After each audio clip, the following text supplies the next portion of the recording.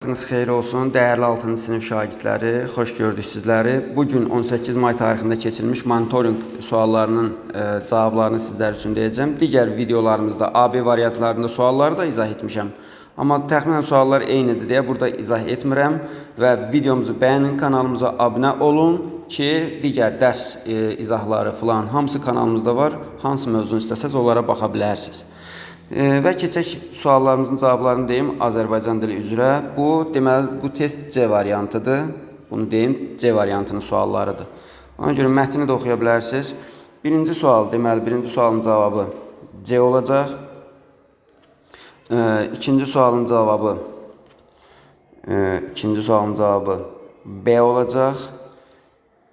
Üçüncü sualın cavabı deməli C olacaq. Dördüncü sualın cavabı D olacaq. Beşinci sualın cavabı A olacaq. Altıncı sualın cavabı da A'dır. Yedinci sualın cavabı C'dir. Sekizinci sualın cavabı D'dir. Dokuzuncu sualın cavabı A'dır. 10-cu sualın cavabı B'dir. 11-ci sual, deməli bu həyat tərzi, qeyri-aktiv həyat tərzi mətnidir. İstəsəz mətni ekranı saxlayıb yaxınlaşdırıb oxuya bilərsiniz buradan.